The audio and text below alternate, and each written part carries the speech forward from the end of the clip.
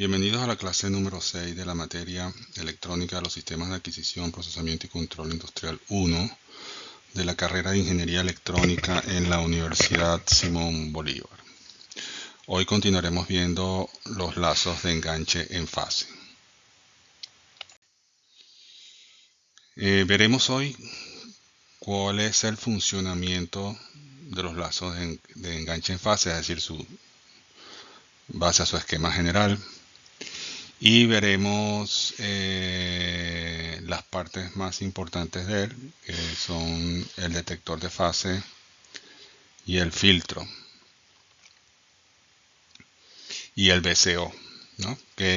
Cuyo funcionamiento vimos en la clase pasada. En la clase pasada estuvimos hablando sobre el VCO y cómo funciona. Hoy añadiremos dos bloques más, que es el detector de fase y el filtro, para conformar en un conjunto lo que se llama el lazo de enganche en fase o PLL. Y al final la bibliografía recomendada para esta parte de la materia. El lazo de enganche en fase o PLL es un sistema que permite multiplicar dos señales analógicas.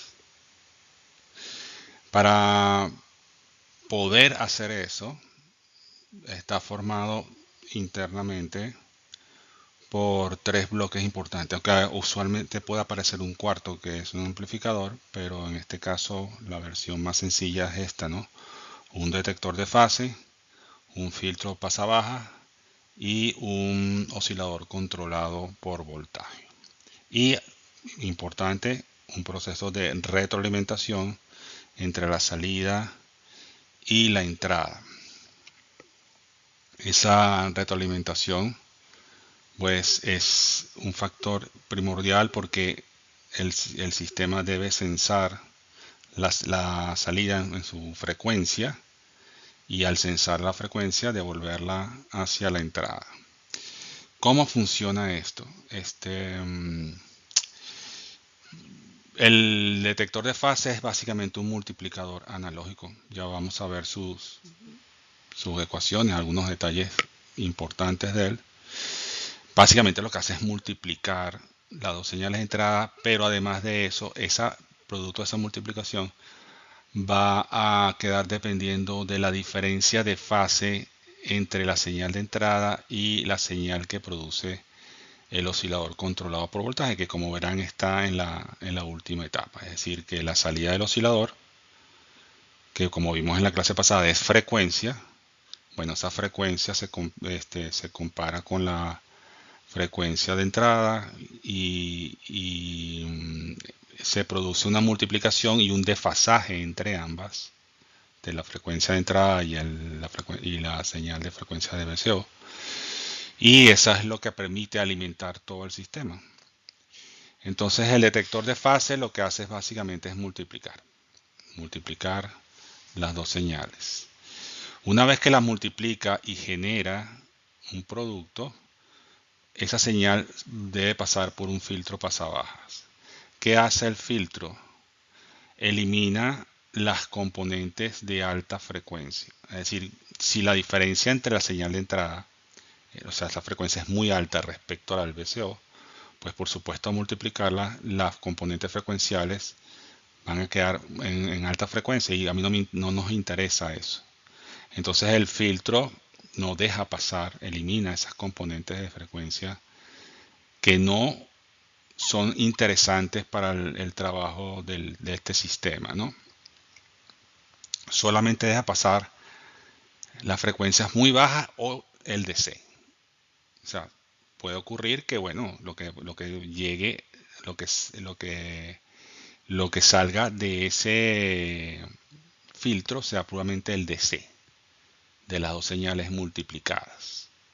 Puesto que lo que tiene es una multiplicación y solamente haya fase en ese término, pues entonces simplemente pasa un DC. El DC es el que controla la entrada del VCO, como vimos en la clase pasada, y cuando el DC sube o baja, la frecuencia del VCO se va a mover. Entonces, ese movimiento que se produce en esa frecuencia se realimenta hacia la entrada.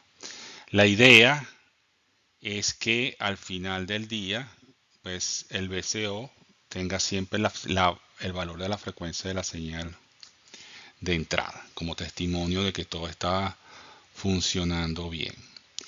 Es un sistema que al principio puede parecer complicado, pero al final no lo es, a la luz de un poco internalizar los conceptos asociados a él, ¿no?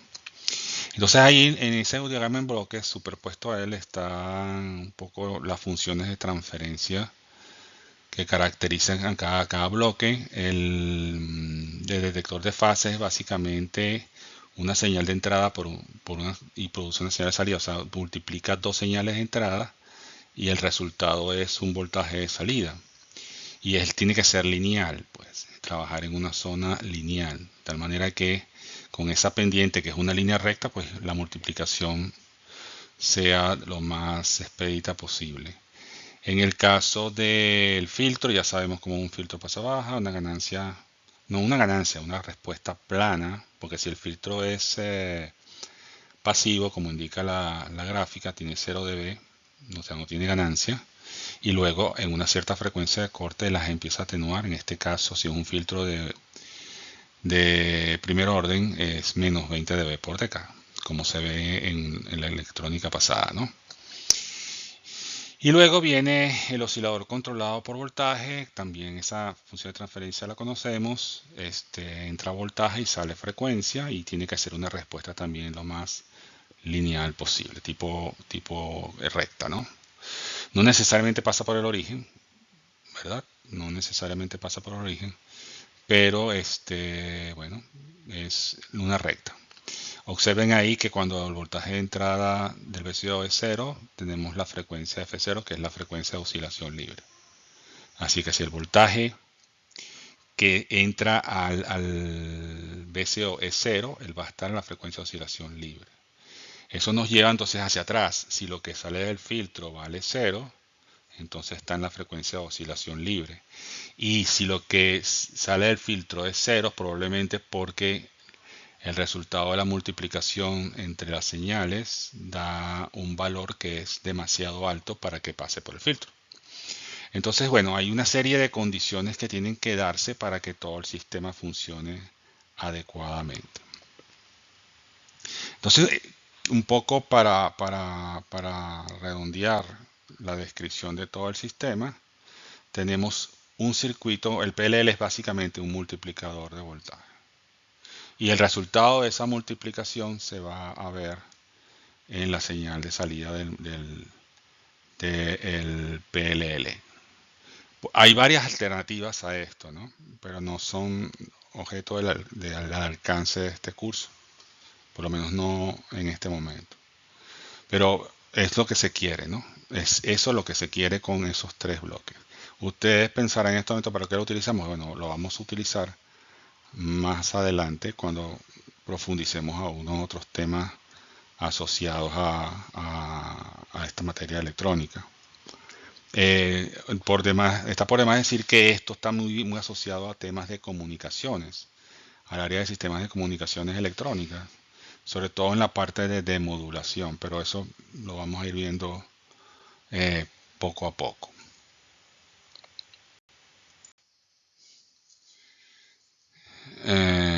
Aquí les dejo algunas notas, poco para guiarlos en el proceso. Lo que les comentaba, el VCO oscila libremente a una frecuencia, la que llamamos frecuencia de oscilación libre de F sub 0, describiendo ese bloque que está allí. Esta frecuencia se compara, como dije, con la frecuencia de la señal de entrada en el detector de fase, el cual deja pasar, no que deja pasar, porque el detector de fase no deja pasar nada, simplemente hay un producto ahí de frecuencias que de alguna manera va a generar términos de frecuencia. ¿Ok? Algunos grandes, algunos pequeños, porque cuando hay suma o resta, cambia eso, ¿no? Entonces solamente la acción del filtro dejará o seleccionará aquellas frecuencias que pueden pasar. Los productos de alta frecuencia, pues con el doble de la frecuencia de la frecuencia de oscilación libre, o el doble de la frecuencia de la señal de entrada, pues el filtro se encargará de eliminarlos.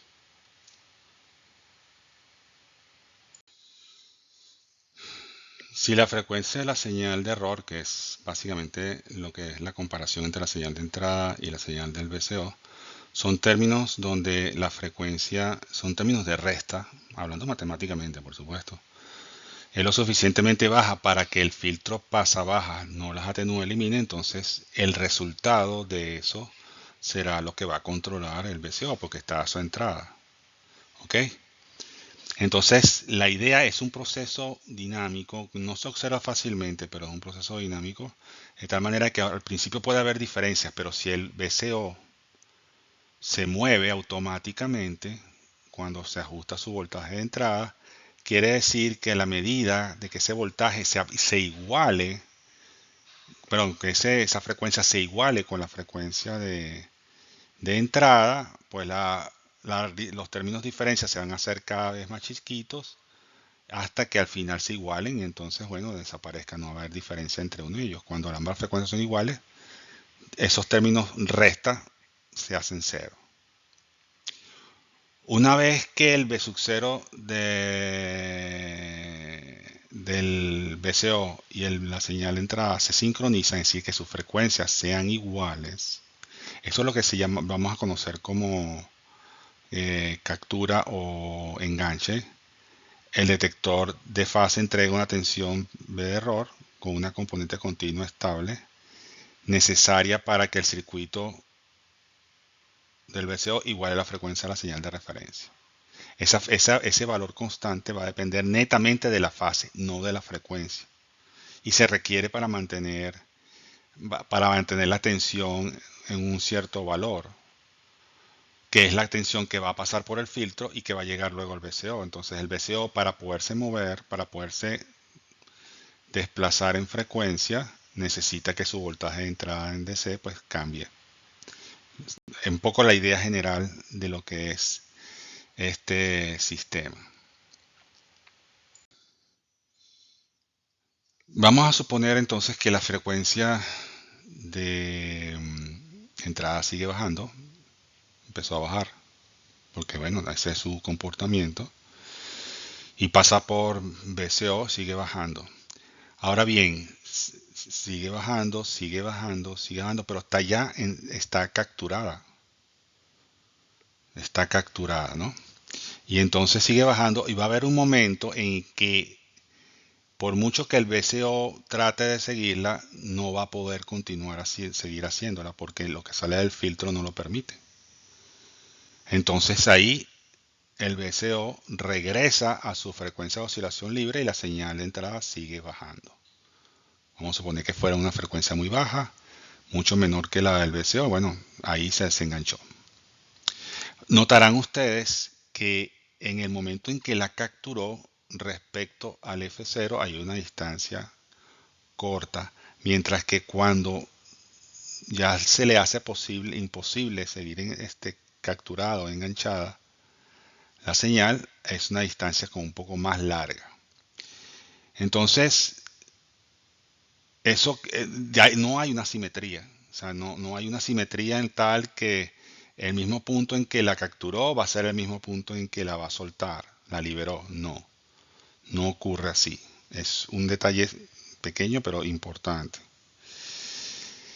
Si hacemos el mismo ejercicio, partimos originalmente de una frecuencia muy baja, ¿verdad?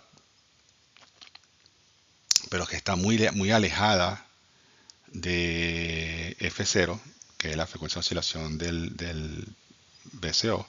Por supuesto que el término de diferencia va a dar grande y por lo tanto no va a pasar por el filtro y no va a pasar nada porque él seguirá trabajando el sistema a la frecuencia de oscilación libre. En el momento que vamos subiendo y siguiendo la flecha que viene de izquierda a derecha y algo pueda pasar por el filtro, algo de la diferencia entre la señal del VCO y la señal de entrada, entonces ambas se van el oscilador del VCO va a empezar a bajar su frecuencia buscando esa señal de entrada que está llegando y en algún momento la va a capturar o la va a enganchar y se harán iguales. Ambas frecuencias serán iguales. ¿Okay? De la misma manera, si nosotros seguimos aumentando la señal de entrada, vamos a pasar por el punto de F0, donde ambas son iguales por naturaleza, o sea que por frecuencia son exactamente iguales, no por una diferencia.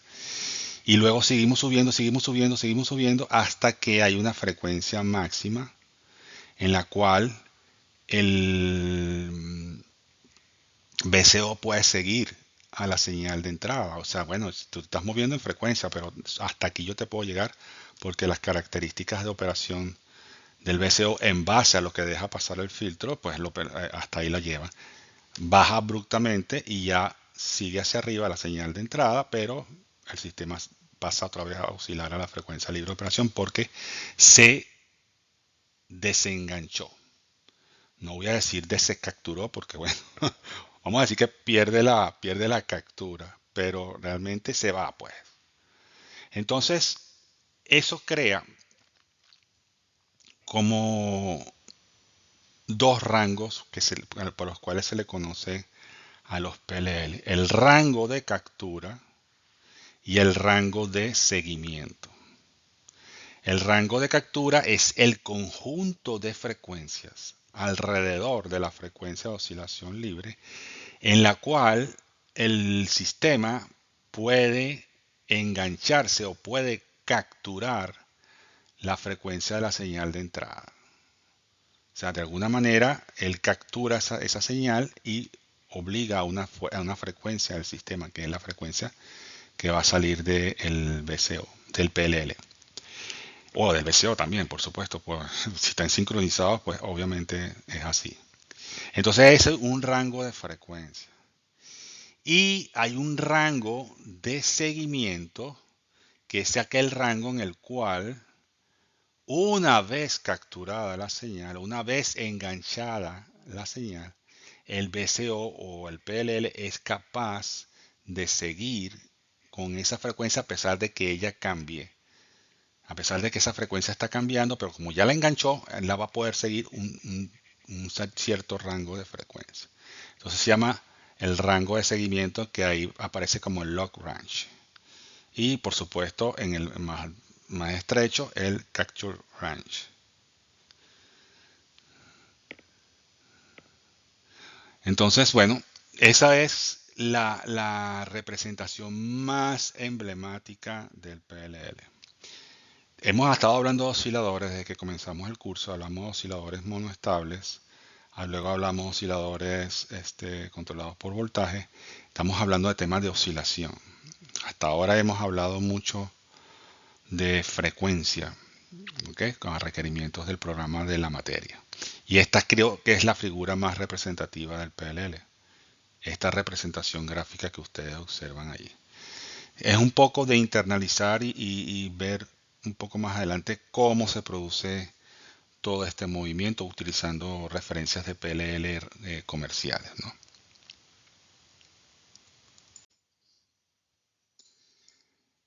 He colocado esta gráfica porque divide la anterior en dos partes para destacar las cosas que son importantes. En este caso dice que este es el gráfico que corresponde a incrementar el incremento de la frecuencia de entrada. Vamos a partir de algo muy a la izquierda, muy cerca del origen del eje de coordenadas, donde hay una frecuencia casi cero, por decir algo, ¿no? Un hertz. Y entonces comenzamos a incrementar esa señal. Mientras el filtro, mientras más pequeña es esa frecuencia de entrada, la diferencia entre la frecuencia del VCO y esa frecuencia de entrada va a ser grande. O sea que la resta de esas frecuencias va a ser un término grande. Y el filtro pasabaja debe estar diseñado de tal manera de que su frecuencia de corte no permita pasar el producto de esa diferencia de frecuencias. Por lo tanto, la frecuencia de entrada es la frecuencia de entrada. Y el VCO queda oscilando a la frecuencia de oscilación libre. que es la frecuencia que está en el medio de las líneas que están allí. Cuando el filtro permite dejar pasar algún valor en voltaje que le llegue al VCO y que lo interprete para poder cambiar su frecuencia, entonces el VCO se va a salir de su frecuencia libre de oscilación y va a ir a buscar hacia abajo un punto en el cual se va a encontrar con la frecuencia de la señal de entrada. Cuando la frecuencia del VCO logra igualarse con la frecuencia de la señal de entrada a producto de ese desplazamiento que hizo, es lo que se llama captura o enganche. Ahí la enganchan. Lo ven, vienen de la izquierda, vienen por la línea del eje X y de repente sube, formando una especie de triángulo, rectángulo. Bueno, ahí bueno, no sube, baja, en realidad baja. Y entonces él buscó y enganchó la señal de entrada. A medida que la señal de entrada sigue subiendo, pues nos vamos desplazando en frecuencia, pasamos por el punto del medio donde está justamente la frecuencia de oscilación libre, que es un valor posible. Eso es lo que se llama enganche instantáneo. Si la frecuencia de entrada coincide netamente con el valor de oscilación libre del VCO, pues ya no tuvo que hacer nada, tuvo que caminar ni para arriba ni para abajo. Ahí estaba sentado esperando que le tocara, ¿no? Ese momento donde se produjo el enganche o la captura es como el límite mínimo del rango de captura. O sea, el límite hacia la izquierda de la frecuencia de oscilación libre. ¿Ok? Eso establece como el límite de ese rango. Si seguimos moviéndonos hacia la derecha en el eje de coordenadas, vamos a ver que el VCO pues mueve su frecuencia, la frecuencia de entrada se mueve, la frecuencia del VCO se mueve.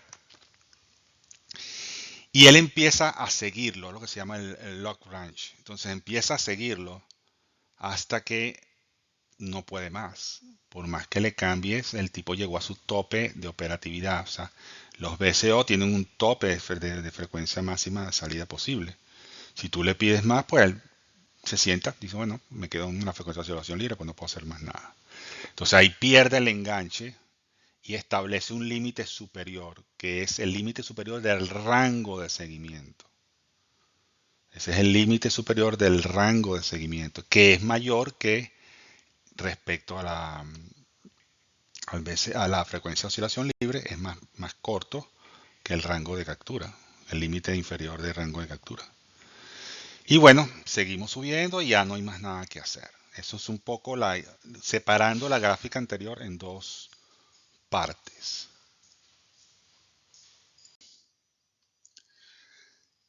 Veamos ahora la correspondiente contrafigura que de alguna manera solapa la anterior para completarla, ¿no? Que es cuando tenemos la frecuencia de entrada y estamos pasando a un nivel muy alto y vamos descendiendo como si fuésemos hacia el origen, ¿no? Vean el sentido de las flechas de recorrido, desde la derecha hacia la izquierda.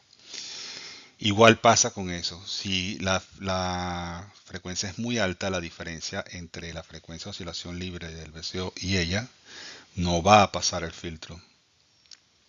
Por lo tanto, el VCO no se va a mover, no se va a dar por enterado y no se va a mover, se va a quedar quietecito.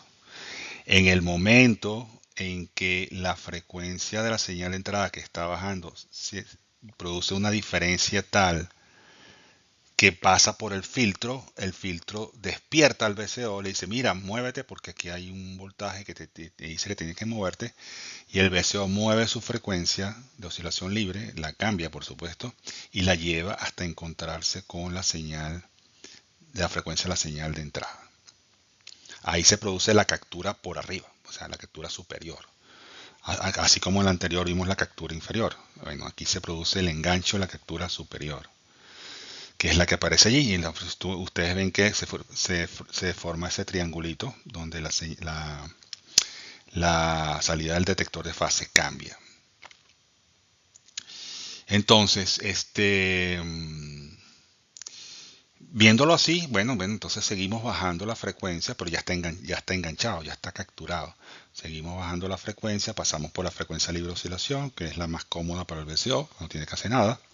Seguimos bajando, seguimos bajando, seguimos bajando, y va a llegar un momento en que nuevamente le estamos pidiendo, ya no exigiéndole el filtro, sino le estamos exigiendo al VCO que siga, que responda a ese valor de frecuencia y él va a decir que no puede.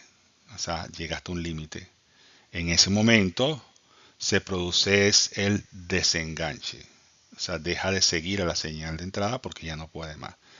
Como ven, bajamos por el triangulote grande y caemos otra vez sobre el eje y seguimos bajando en el dominio de la frecuencia. Observen que el triángulo que está a la izquierda, que es el triángulo más grande, tiene una distancia respecto al VCO mayor que el triángulo chiquito que está a la derecha, que tiene una distancia menor respecto a la frecuencia del VCO. ¿Por qué? Porque siempre el valor del límite del rango de seguimiento, que es lo que estamos determinando, el límite inferior en este caso del rango de seguimiento, es simplemente en magnitud mayor que el del captura, como vimos en la lámina, en la primera lámina de frecuencia. ¿Por qué? Porque los elementos que inciden netamente sobre esos límites son diferentes. La captura ocurre debido al tema filtro y el seguimiento ocurre debido al tema VCO. Entonces, por eso hay diferencias. No hay que captura y seguimiento sean iguales. No. Eso no ocurre con los PLL. De tal manera que combinando estas tres láminas, espero haber más o menos explicado cuál es la razón, cómo es que funciona el PLL junto a sus tres componentes. ¿Ok? Voy a seguir digamos, añadiendo unas notas escritas, más allá de la explicación, las aplicaciones que he dado hasta ahora, un poco para que les sirva de referencia. Entonces, una en la que quiero enfatizar que el comparador de fase es en realidad un circuito multiplicador que mezcla la señal de entrada con la señal del VCO, como vimos, ¿no? Es formalmente un multiplicador, se le conoce con ese nombre. También quiero enfatizar que cuando el lazo está enganchado o capturado, el lazo me refiero, entienden ustedes que es como un sistema realimentado, el VCO duplica la frecuencia de entrada, digamos, es una manera de ponerlo, ¿no? Duplicar la frecuencia de entrada para que no duplicar en el sentido quise decir en el sentido de cantidad, sino que copia la frecuencia de entrada y pues va a producir una diferencia de frecuencia entre la frecuencia de entrada y la frecuencia del VCO, buscando que eso sea cero, que esa diferencia de frecuencia sea cero, no la fase, la frecuencia. Por lo tanto, la salida del comparador de fase solamente va a contener un componente DC que es fase. Y es lo que hace que el VCO se mueva. El DC que entra al VCO es lo que hace que el VCO se mueva en frecuencia. Si cambia el DC, entonces cambia la frecuencia de oscilación de salida del VCO. Y eso es lo que se busca. Por lo tanto, siempre tiene que haber una diferencia de fase entre ambas señales.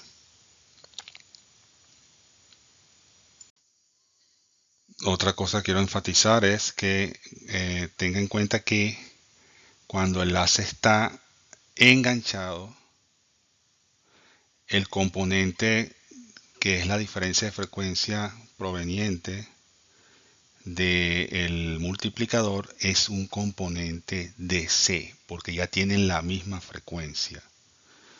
Por lo tanto, el rango de seguimiento, no el de captura, el de seguimiento es independiente de la frecuencia de corte del filtro pasabaja. ¿Ok? Porque una vez enganchado tienen la misma frecuencia, por lo tanto el seguimiento, repito, va a depender de las capacidades del VCO, no va a depender del filtro. quiero también hacer énfasis en lo que es la definición del rango de captura. Vamos a decir que el rango de captura es el conjunto de frecuencias centrada alrededor de la frecuencia de oscilación libre del VCO, sobre el cual el sistema puede engancharse con la señal de entrada. Se entiende con el verbo enganchar es capturar. O sea que, y el verbo capturar significa que las frecuencias del VCO y de la señal de entrada son prácticamente iguales. A eso se llama enganche, ¿ok? O captura. El rango de captura es una medida de cuán cerca debe estar la señal de entrada de la frecuencia, de la señal de entrada respecto a la señal de oscilación libre del VCO para que efectivamente se produzca el enganche. ¿Recuerden? O sea, en la medida que la señal de entrada va cambiando, la cercanía respecto a la frecuencia del VCO es lo que va a permitir que se produzca el enganche. Porque el VCO puede ir a buscarla y conseguirla, ya sea hacia arriba o ya sea hacia abajo, ya sea hacia la derecha o ya sea hacia la izquierda. Eso es importante. Y el rango de captura puede tomar cualquier valor dentro del rango de seguimiento y depende netamente, como les comenté, de la frecuencia de corte del filtro pasabaja y en algún momento de la ganancia del sistema, pero eso es un tema que veremos más adelante. En este caso lo que quiero hacer énfasis es que depende netamente de la frecuencia de corte del filtro pasabaja. La frecuencia de captura superior y la frecuencia de captura inferior, lado derecho, lado izquierdo, de la frecuencia de oscilación libre va a depender de el filtro pasabaja, la frecuencia de corte del filtro. ¿Ok? Y por supuesto, vamos, como hemos venido observando, el rango de seguimiento siempre es mayor que el rango de captura. Por lo tanto, los valores del rango de captura están subsumidos dentro de lo que sería el rango de seguimiento. O sea, son los valores más pequeños caben dentro de ese rango de seguimiento, no así lo contrario.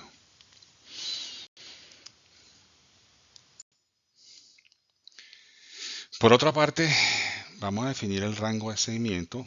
Recuerden, ya fue capturado, ya fue enganchado, ya se produjo el fenómeno de captura o de enganche. Entonces, el rango de seguimiento es aquel conjunto de frecuencias centradas alrededor de la frecuencia de oscilación libre del VCO, sobre la cual el PLL puede seguir la señal de entrada una vez que se ha logrado el enganche.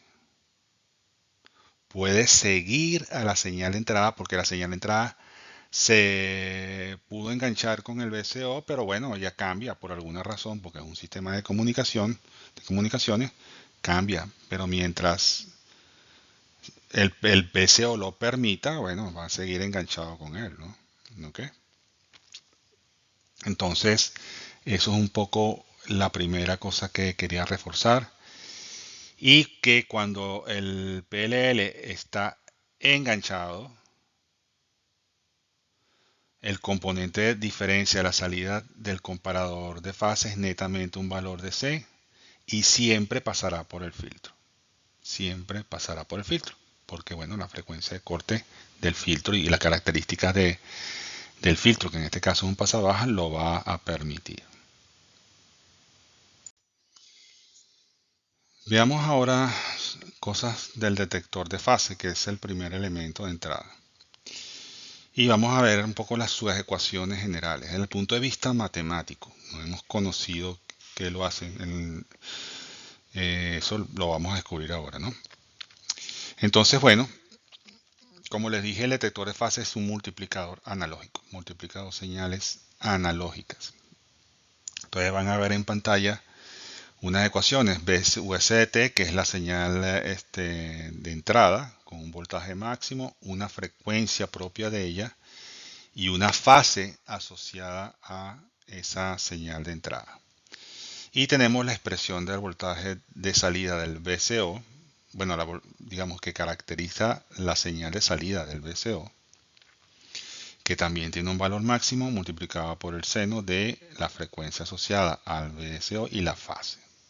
Tenemos tres características importantes en cada una de ellas: voltaje máximo, frecuencia y fase, que son las que de alguna manera dibujan esas dos señales analógicas, ¿no?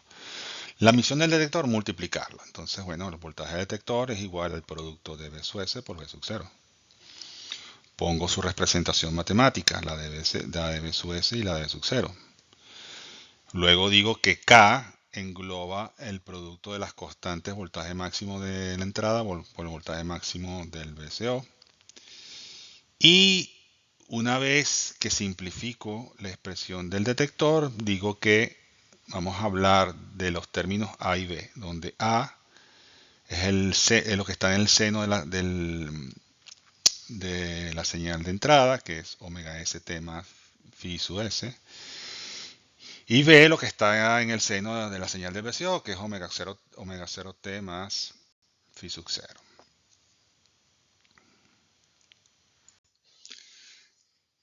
Luego pasamos a recordar algunas identidades que ya conocemos del área matemática: el coseno de la resta de A y B, cuya expresión es coseno de A por coseno de B más seno de A por seno de B. Luego el coseno de la suma, coseno de A más B, que es igual al coseno de A por el coseno de B menos el seno de A por el seno de B. Y otra identidad, que es la del coseno de A menos B menos el coseno de A más B, es igual a 2 veces el seno de A por el seno de B. O sea, son tres expresiones importantes, y la cuarta es que el seno de A por el seno de B es un medio del coseno de A menos B menos el coseno de A más B. Puesto eso allí como elementos de consulta, básicamente, un poco para ponerlo en esos términos, tenemos que, si aplicamos esa identidad a lo que tenemos allá, que es el producto coseno de A por seno de A por el seno de B, que es la relación que tuvimos, y reemplazando esas expresiones en esa ecuación, nos queda entonces que el voltaje de salida, que es el detector, es la constante K por un medio del coseno de lo que vale A menos lo que vale B en el tiempo, más las fases asociadas a ella, ¿no? Haciendo las respectivas restas dentro de esas expresiones. Y luego le restaría a el término que es el coseno, sería menos K por un medio del coseno de omega S más omega 0 con la fase de phi sub S más phi sub 0.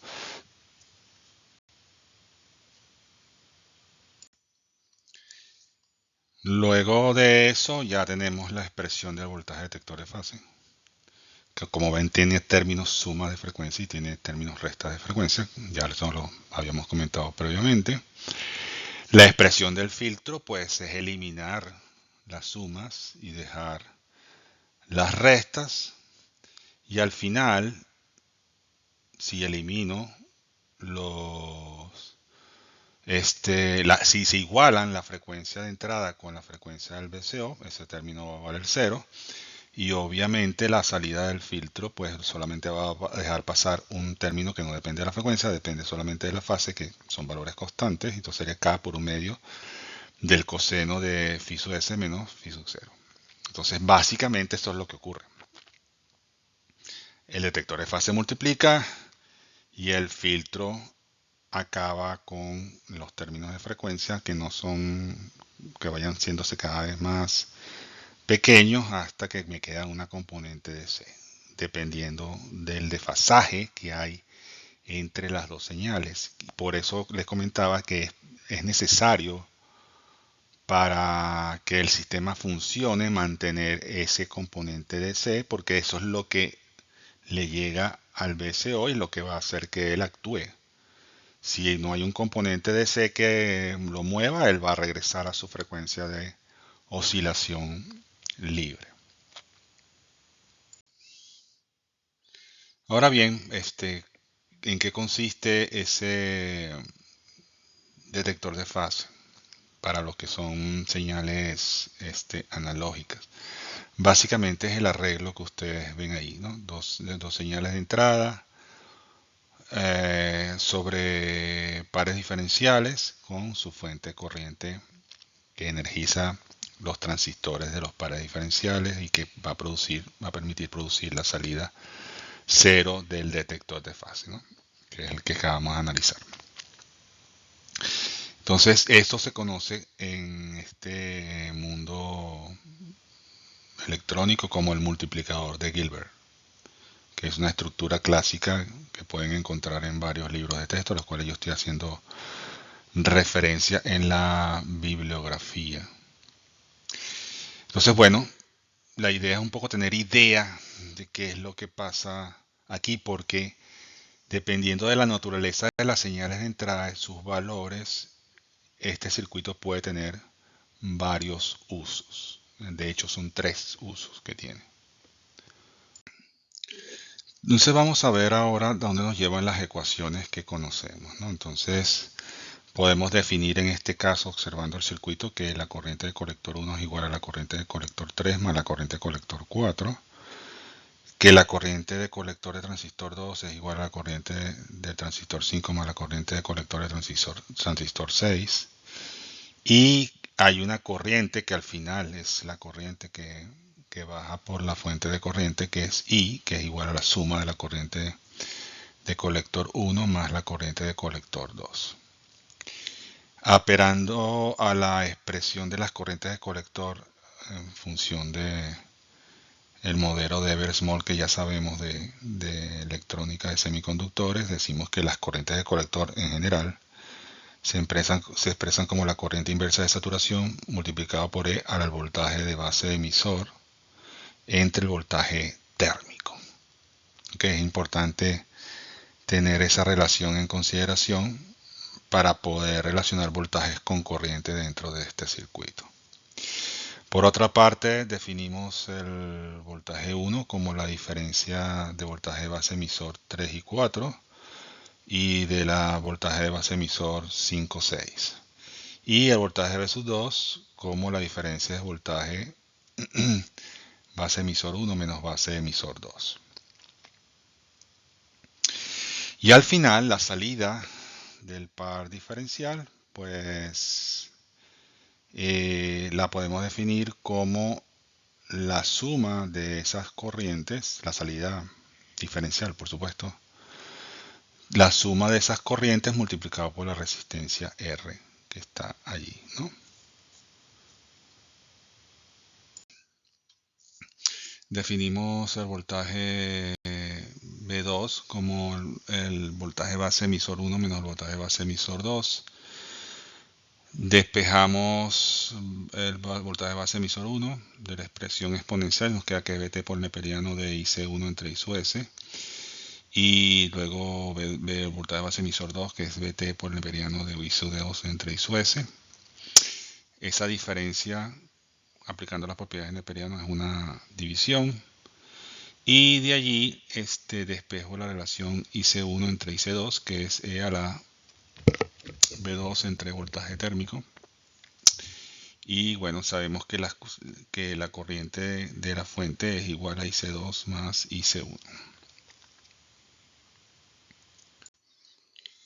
Luego que tengo la ecuación que I es igual a IC1 más IC2, saco factor común IC2 y me queda IC2 multiplicando a 1 más IC1 entre IC2, término que ya había obtenido, o sea, el término IC1 entre IC2 ya lo había obtenido anteriormente, lo reemplazo acá, ¿verdad? Y bueno, despejo IC2 y luego despejo IC1.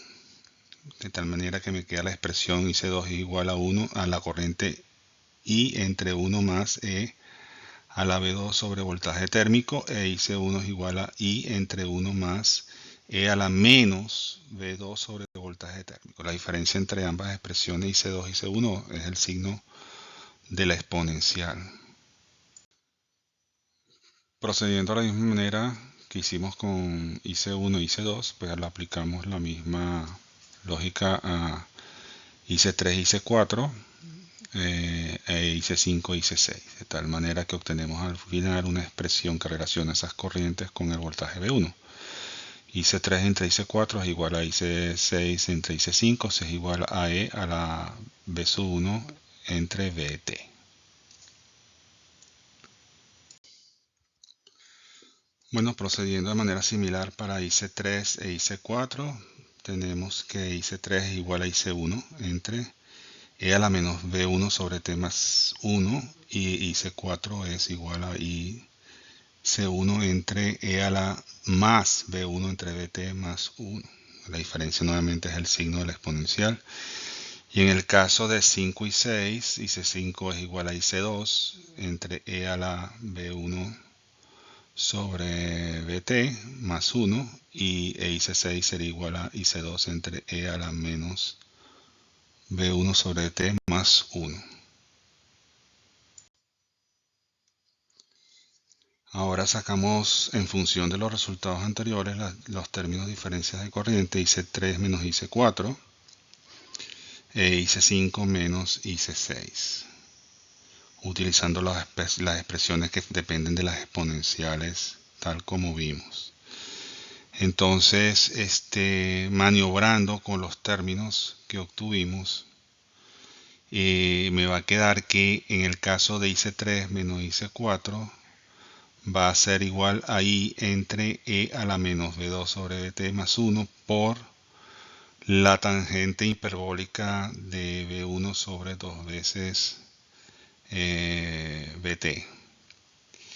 Y en el caso de IC5 más IC6 va a ser igual a menos 1 sobre E a la V2 sobre T más 1 por la tangente hiperbólica de V2 sobre 2VT, siendo la tangente hiperbólica una identidad trigonométrica que es igual a E a la X menos E a la menos X entre E a la X más E a la menos X, un poco para poder agrupar todo ese poco de términos exponenciales que aparecen al final, ¿no?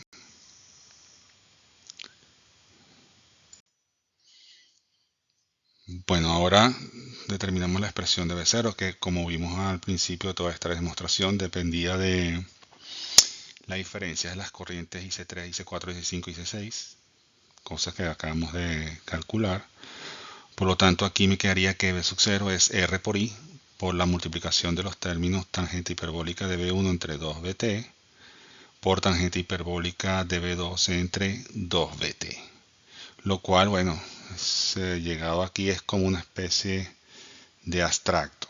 Aquí es donde se diferencian las tres funcionalidades de este circuito de Gilbert. En el caso particular que nos ocupa, para que simplemente sea el producto de los dos voltajes de entrada, los valores de V1 y V2 tienen que ser menores que VT. Básicamente tienen que ser valores más pequeños que el voltaje térmico, que ya hemos manejado desde el comienzo de la electrónica. Es decir, hay un acotamiento en cuanto a las magnitudes para que sea un multiplicador como tal.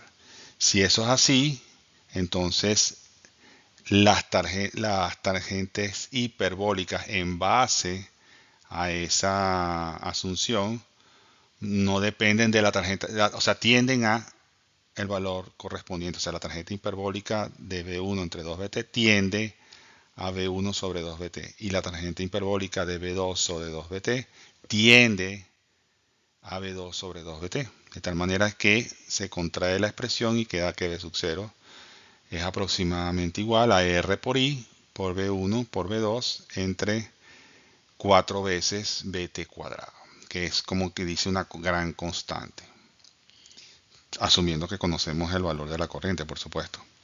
Entonces, como ven, sí efectivamente multiplica las señales de entrada, pero con una cierta restricción.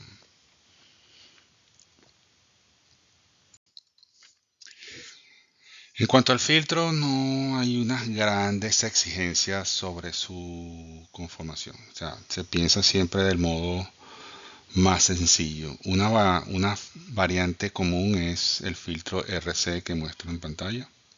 ¿Okay? Un filtro pasabaja que tiene un polo. ¿Okay? Muy sencillo de diseñar porque su frecuencia de corte es 1 sobre R1C en base a su constante de tiempo T1. Y es fácil de implementar. En la mayoría de los PLL comerciales, este filtro funciona perfectamente para muchas de las aplicaciones que se le aplican, ¿no?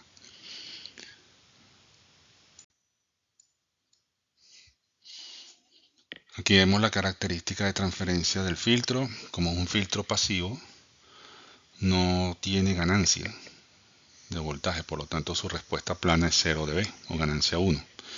Y en el momento que se produce el polo, que es 1 sobre T1, pues ahí se produce una caída de menos 20 dB por década, como vimos en la materia pasada. Ok, la segunda versión del filtro pasabaja es la combinación de R1, R2 con C, R2 y C en paralelo con la salida, lo cual nos permite obtener una función de transferencia que tiene un 0 y un polo. El 0 está en 1 sobre T2 y el polo está en 1 sobre T1 más T2, ¿no? Entonces, esa combinación polo 0 sigue siendo pasivo, o sea que realmente no debe tener ganancia de baja frecuencia y digamos hace un poquito más de alguna manera hace más selectivo la acción del filtro. Aquí vemos la función de transferencia del filtro, ganancia de 0 dB porque es pasivo a baja frecuencia, luego ocurre primero el polo produciendo una pendiente de menos 20 dB por década y luego se produce la acción del 0 que le mete más 20 dB por década con las menos 20 dB por década que tenía, eso da menos 20 más 20 da 0 y por lo tanto la respuesta vuelve a ser plana. Digamos que establece un rango de atenuamiento de la señal un poco más vigoroso, pero bueno, es una alternativa, ¿no? Tampoco es la gran cosa porque es un componente pasivo más, ¿no? Finalmente, la bibliografía para esta parte de la materia, el libro Microelectronic Circuits Analysis and Design de Muhammad Rashid, capítulo 16, y el libro Análisis y Diseño de Circuitos Analógicos Integrados de Paul Gray y Robert Meyer, capítulo 10. Nos vemos en la próxima clase.